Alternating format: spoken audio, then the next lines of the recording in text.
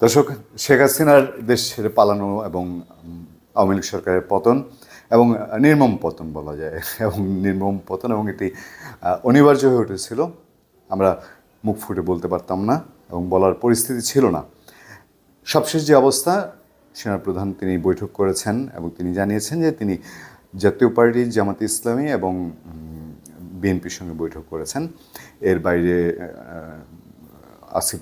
Doctor Asif Nazrul তিনি ছিলেন, Junaid Psaki ছিলেন, তারাও বৈঠক করেছেন এবং তিনি জানিয়েছেন যে তারা গণভবনের দিকে যাচ্ছেন, সেখানে তারা অন্তর্বর্তী সরকারের গঠনের বিষয়ে পদক্ষেপ নেবেন। আমরা গতকালকে রাতের সবশেষ কন্টেন্টে আপনারা দেখবেন যে রাত 12টার পরে আমাদের যে কন্টেন্ট উঠেছে, সেই কন্টেন্টে আমরা বলেছিলাম যে এই কারফিউর যে সময়টা চিন্তা করা হচ্ছে, এই 3 দিনের মধ্যে একটা সুরাহা হোক। এবং আমরা বলেছিলাম যে গদি কখনো চিরস্থায়ী হয় না, ছাড় কোথাও না কোথাও দিতে হবেই, কাউকে না কাউকে দিতেই হবে। আবার দাবিও কখনো এক জায়গায় স্থির থাকে না, সেখানেও ছাড় দেওয়ার থাকে। এখন গদি আঁকড়ে ধরে রাখার যে চেষ্টা ছিল আওয়ামী লীগ সরকারের বা শেখ হাসিনার, সেই চেষ্টাটা ছিল একটা নির্মম চেষ্টা, এবং সেই চেষ্টারই ফল বা মূল্য বা মাসুল শেখ হাসিনাকে দিতে হলো লজ্জাজনকভাবে দেশ থেকে পালিয়ে গিয়ে।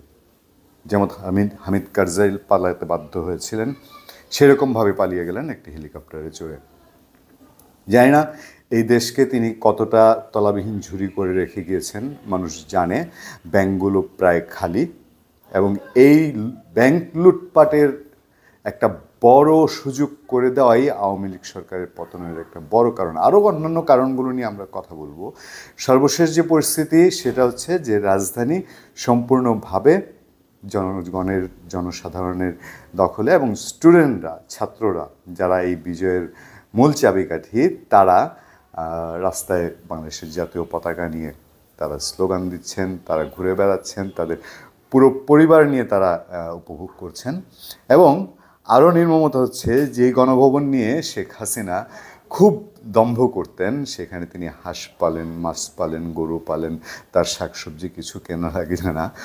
সেই বাস্তবতা এবং নির্মমতা হচ্ছে, আমরা এগুলোকে প্রশ্রয় দিতে চাই না, কিন্তু সেগুলো এখন জনগণের পেটে যাচ্ছে। এরকম বেশ কিছু ভিডিও দেখবেন সোশ্যাল মিডিয়ায় ভাইরাল হয়ে গেছে ইতিমধ্যে। শেখ হাসিনা ক্ষমতায় আঁকড়ে থাকার যে চিন্তাটি করেছিলেন, তার সবশেষ জাহাঙ্গীর কবির নানক তিনি যেই দম্ভুক্ত করেছিলেন যে সহ্যের শেষ সীমায় চলে গেছে, সারা দেশে ছাত্রলীগ যুবলীগ খুঁজে পাওয়া যাচ্ছিল না, যারা এতদিন মাখন মধু রুটি খেয়েছে তাদেরকে খুঁজে পাওয়া যাচ্ছিল না। এর মধ্যেও শুধু দম্ভ আর দম্ভই ছিল। সেই দম্ভের মাঝখান থেকে শেখ হাসিনার ক্ষমতা আঁকড়ে থাকার যেই চেষ্টা, সেই চেষ্টার যদি সফল হতো, তাহলে এখন পর্যন্ত 300-র উপরে মানুষ বেসরকারি হিসাবে যারা মারা গেছেন, সেই সংখ্যা গিয়ে কয়েক হাজারে দাঁড়াতো, এবং কয়েক হাজার মানুষের প্রাণের বিনিময়েই শেখ হাসিনা তো ক্ষমতায় থাকতে চেয়েছিলেন কিনা একদিন হয়তো জানা যাবে। আমি জানি না, রাজনীতিতে শেষ কথা বলতে কিছু নেই, রাজনীতিতে শেষ হিসাব বলতেও কিছু নেই। আমরা এখন শুধু চাই যে জনগণ সেনাবাহিনীর দিকে তাকিয়ে আছে, এবং সেনাবাহিনীর পক্ষ থেকে সেনাপ্রধান তিনিও বলেছেন তার উপর আস্থা রাখার জন্যে। দেশে একটাই কথা এখন, চারদিকে সবাই একটি কথাই বলছে যে দেশটায় শান্তি আসুক, দেশটায় শান্তি আসুক, দেশটায় শান্তি আসুক। আমরাও তাই চাই। ধন্যবাদ সবাইকে, ভালো থাকবেন, সুস্থ থাকবেন। সত্য, করুণা এবং সহনশীলতার সাথে আপনাদের সাথে সবসময় আছি আমি, আতিক রহমান পূর্ণিয়া।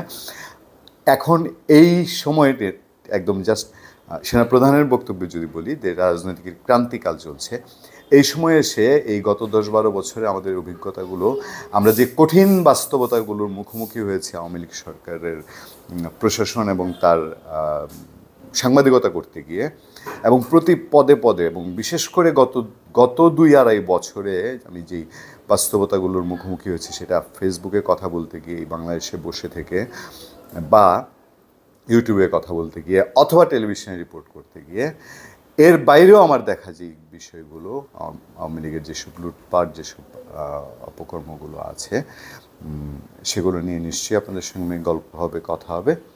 তবে এবারের বিজয় প্রতিষ্ঠা করেছে বাংলাদেশের আরেকটা জিনিসকে, যে কোনো রাজনৈতিক দল ছাড়াও এই বাংলাদেশে রাজনৈতিক পট পরিবর্তন হতে পারে। পেছন থেকে হয়তো কেউ কেউ কাজ করেছেন, কিন্তু সামনের সারিতে কোনো রাজনৈতিক দল নেতৃত্বে ছিলেন না। সবারই কিউরিসিটি অন্তর্বর্তীকালীন সরকারের এবার প্রধান কে হচ্ছেন এবং অন্তর্বর্তী সরকারে কে কে থাকছেন।